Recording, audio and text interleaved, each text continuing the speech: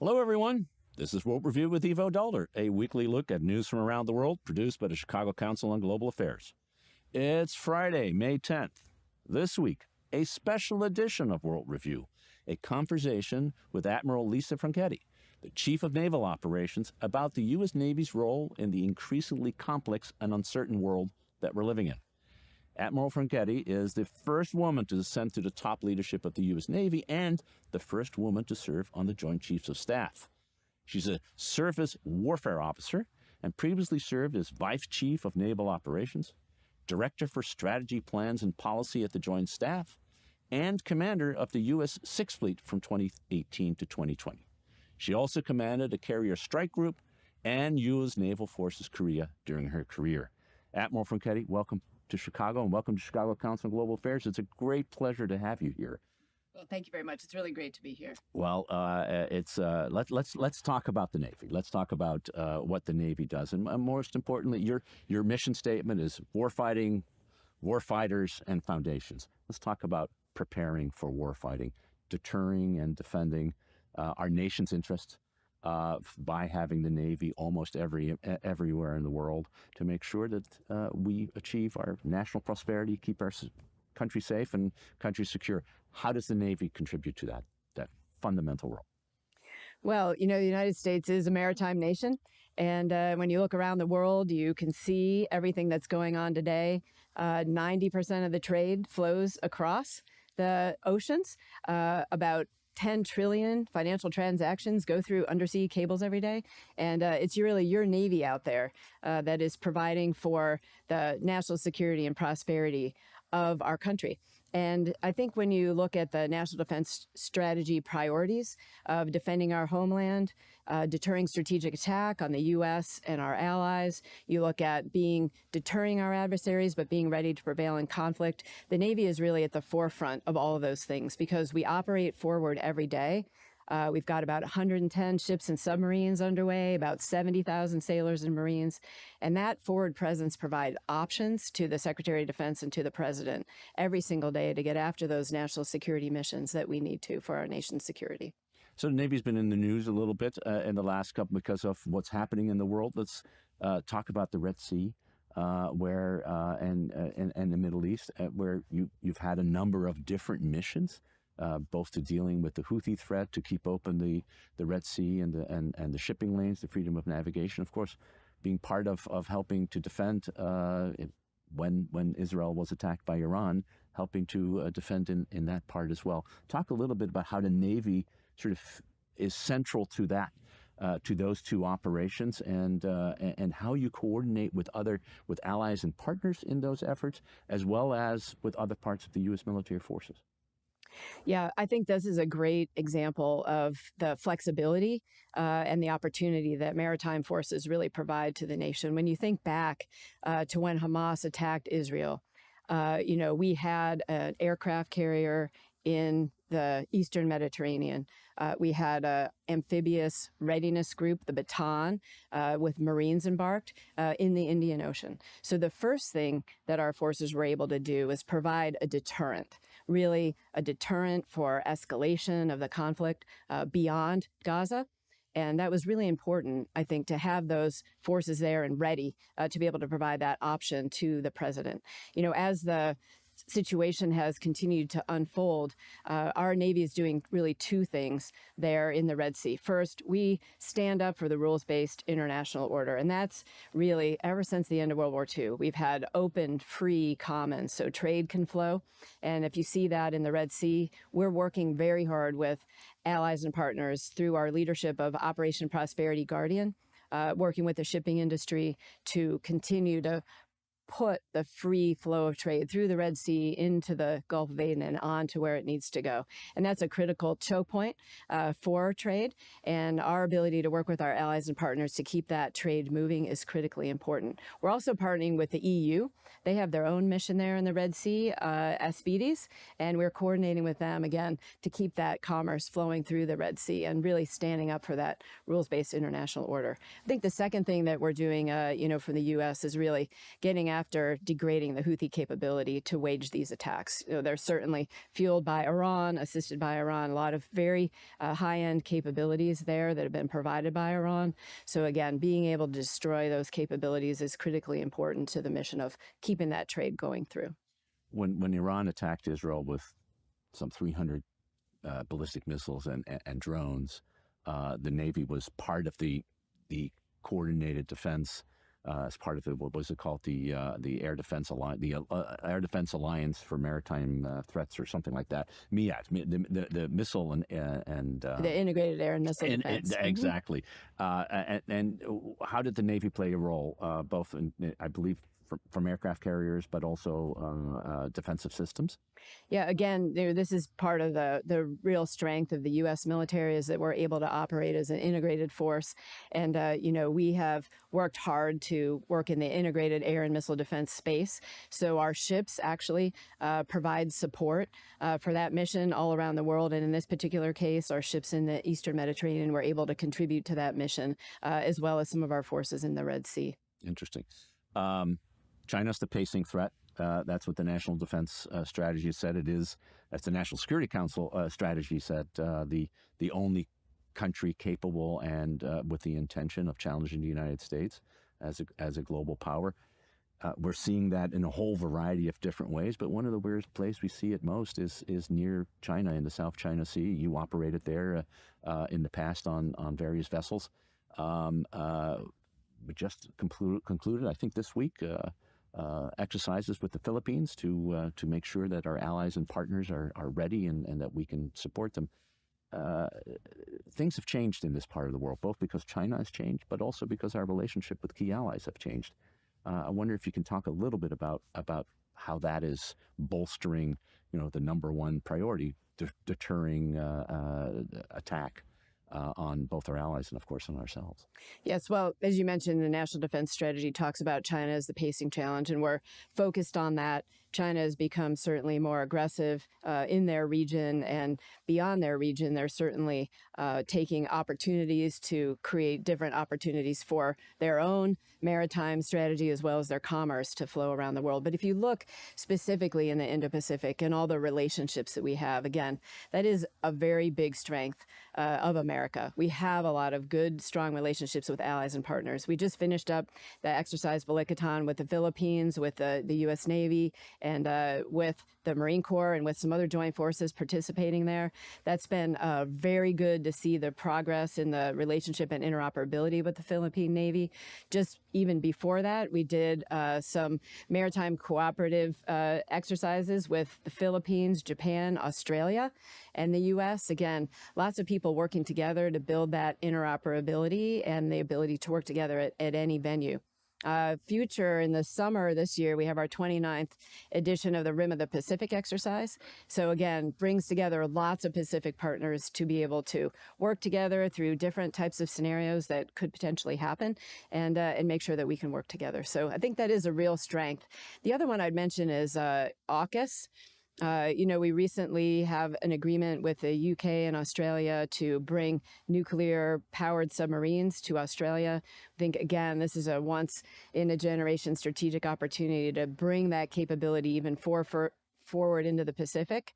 And the last one I would mention, of course, is the Quad, as we have opportunities to continue to work with India and our other partners. So lots of opportunity in the Indo-Pacific. Yeah, and it's one of the great strengths we have. We have friends and allies, and our adversaries have clients, and there is a big difference.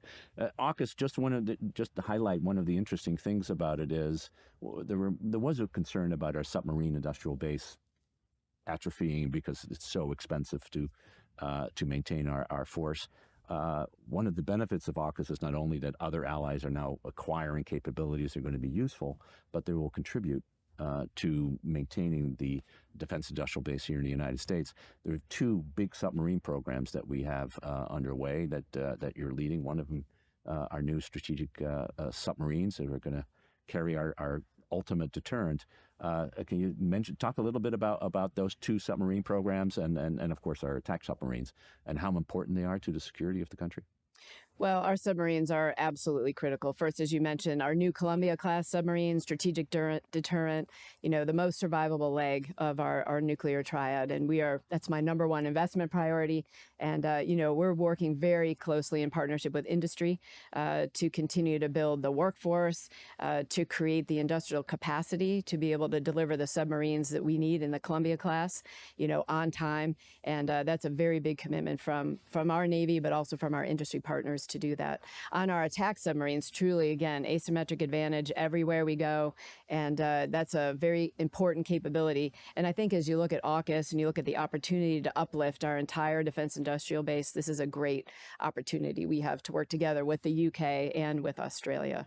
I'd say on AUKUS, there's another pillar as well. That's right. So beyond just the submarine capability, we're working through a lot of different technologies and be able to accelerate essentially by leveraging the incredible capabilities and the innovative spirit in all three nations to be able to put into place different capabilities, whether it's in cyber, hypersonics, or other areas. I think that's going to be another game changer for us. And other nations are interested in participating in that as Japan well. Japan too. Has just expressed interest, and presumably other countries as well. So that's an important way to strengthen our relationships and competitive advantage across the world.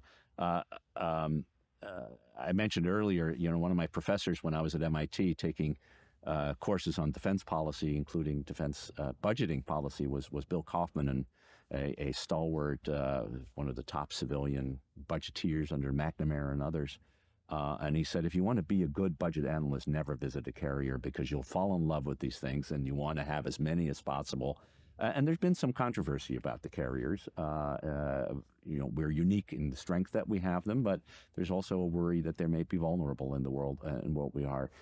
How should we think about the future of the carrier and their presence in the Navy, given the central role that they continue to play?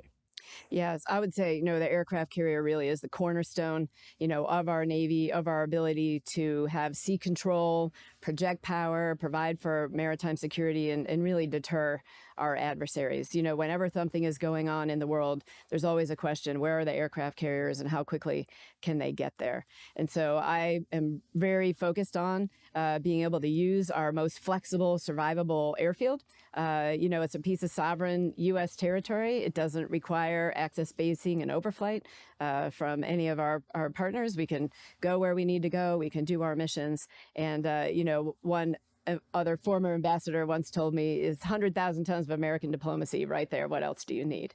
As far as, the aircraft carrier, earlier in this year, I had a chance to go to the Paris Naval Conference, where we had a conference of all the nations that have aircraft carriers. And so it was France, the UK, us, Italy, and India. We were all there, and we were all talking about the value and the importance of aircraft carriers and how they really are able to quickly maneuver. And that really makes them very survivable. You think about a fixed airfield, that's a little bit easier to target, but a carrier can move around, generate 2,700 square miles of uncertainty in about an hour. And when you think about how all of the nations are knitting together their carrier efforts, we're going to see this year Italy potentially deploy their carrier into the Indo-Pacific, followed by France, followed by the UK. And, France and the UK have already been there over the last couple of years. So there's a lot of capability we can collectively deliver as the carrier nations. That's great. I had no idea there was something like that, a carrier group.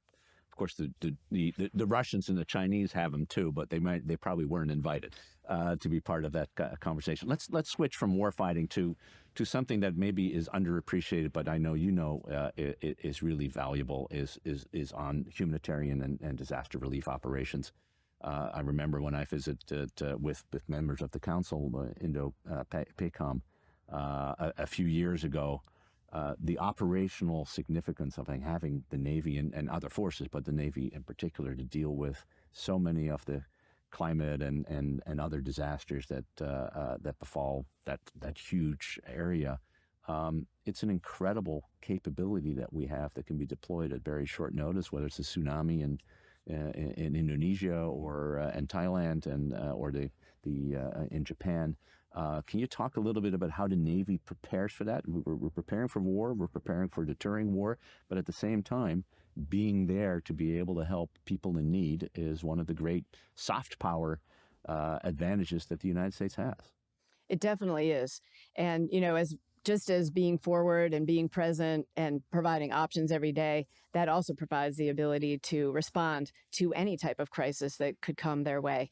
And we do a lot of exercises and training with allies and partners all around the world to be able to practice those skills because every Navy generally has to respond to those types of natural disasters. So whether it was responding to volcanoes last year in Papua New Guinea, or as you mentioned, the tsunamis, earthquakes in Haiti, there's a lot of different things that we've been able to do. So we prepare for that. There's a couple of missions that we do. Also, if you were out in Indo-Pacific, you might have heard of Pacific Partnership, a mission that we do 1 year on our hospital ship and the next year on one of our amphibious ships. And that's designed to practice a lot of those skills. I commanded one of those missions in 2010, and our motto was, prepare and calm to respond in crisis. And we would go, in my mission, we were in Vietnam, Cambodia, Indonesia, Papua New Guinea, and Timor-Leste, operating with the navies that are there, as well as the Marine Corps, to be able to practice those skills. So in those missions, we actually set up medical clinics. Our Seabees come and do repairs alongside their counterpart forces, and we learn a lot from each other along the way. And so we build those connections in this time of calm. So if we have to respond in a crisis, in some type of humanitarian disaster, we're ready to do that quickly. Because as you know, the first 24, 48, 72 hours is so vital in one of those natural disasters. Do you see the number of disasters increasing as a result of climate change and the area operation expanding? When you look at the last 10 years in terms of the crisis response that the Navy's had to respond to, is it more frequent, do you think, or is it more random in some ways? Well, I would say there are a lot of natural disasters happening and occurring. I don't have my statistics on if they're more or less, but what I would say is there are impacts of a changing climate that we see, whether it's sea level rise, whether it's an increasing frequency of storms and some of the damage. And again, working with the navies all around the world to make sure that together we're learning from each other on how to get after those things so we're ready. I think it's really important. And in our own Navy, we're mostly stationed on the coasts. So as we look at our own infrastructure and our own resiliency, what do we need to do to get ahead of things like rising sea level or things that we see happening around our bases? Rising sea levels and retreating ice, operating in the Arctic. The Navy's always been there for as long as it can be. Are you looking at an Arctic strategy that is expanding? I know the Coast Guard is, of course, for good reason. But is the Navy starting to think more about operations in the Arctic because of the changes of climate change, and not necessarily warfighting operations, but also presence and the possibility of extending trade routes that normally wouldn't be open but are now opening up, and as a result may require a presence? Well, most certainly the Arctic is a critically important area. A lot of opportunity for strategic competition there, but of course, keeping the Arctic free and peaceful. We do have our own Arctic strategy too, along with the Coast Guard. And as you said, we've always been operating up in the Arctic, especially our submarines have been operating up there. And, back in 2018, when I was in 6th Fleet, we had the Harry S. Truman Carrier Strike Group go up and operate in the Arctic and operate in the Vestafjord, and things that we hadn't really even done since the end of the Cold War. So it's an opportunity to get up there. We just had the Ford Carrier Strike Group as well, because we can work with our allies and partners there that are always operating in the Arctic climes, learn from them, and develop the skills to be able to operate in that really kind of adverse weather conditions that we have. But certainly the trade routes are opening. We're going to continue to open. And so we need to be able to partner with folks to be able to operate in that space. And we're committed to doing that. So we have a few minutes left before we need to wrap up. And I wanted to talk about the core of the Navy, which is the people. From the top that you represent to the youngest cadet who's just a recruit who has come in. Have you seen a change in the nature of the people who are coming into the Navy, and how is the Navy adapting to the fact that you have a new generation coming up, both in order to retain and recruit, but also perhaps culturally change the way business is done. Well, certainly our people are our number one strategic advantage. I always call them our secret weapon. And, that gives me great confidence in our Navy and everything that we may have to do in the future, whether it's in the warfighting space or humanitarian space, like you talked about. I couldn't be more excited with the new generation that's coming in. I'm the mom of a high school senior, and I see all the great things this generation is bringing to our Navy and really to our nation as a whole. I'd say on the retention side, we're at historically high levels of retention, and that tells me that people are feeling valued and also that they can see themselves in our mission every day. I like to say connect your dot to the mission, and I see them doing that every day. On the recruiting side, and what are people looking for, and how do we need to adapt a little bit to be able to welcome those new folks that are joining our team. I mean, first is I think this generation really wants to understand the why. They want to understand what they're doing is making a difference. They want to see their values in the organizations that they sign up for. So in this war for talent, we want to tell them about our Navy mission and how they can serve something greater than themselves. I think they're looking for, just like I was, join the Navy, see the world, travel and adventure, a chance to develop some professional skills. We've got 150 different specialties. I just started up a robotics rating because we know we're going to need that in the future, and kids are really interested in that. I also think they're looking for a lot of high quality of service is what we call quality of life and quality of work. They want to have great opportunities within their workspace. They want to have the same flexibility they have with their phones in their hand to be able to work as effectively and efficiently in our Navy. And they also want to have a good separation between work and life. So making sure that we have good high quality barracks, access to great nutritional food, or they can cook their own food, 24-hour access to gyms, Wi-Fi available, internet. These are things that, perhaps myself and our Master Chief Petty Officer of the Navy didn't think about, when we joined more than 30 years ago. These are things that we want to make sure they can excel and exceed all of their expectations about serving on our team, whether it's for 6 years or it's for 38 years like me. Well, Admiral, I hope everybody who joins serves for 38 years and can reach, not everybody can reach your height, but it's a great example, I think, to so many that the Navy it's a way of life, and it contributes in so many ways. I want to thank you for your service. Thank you for coming on to World Review, and I want to thank all of you for tuning in and watching this week. We'll be back next week with another edition of World Review. Until then, have a great weekend.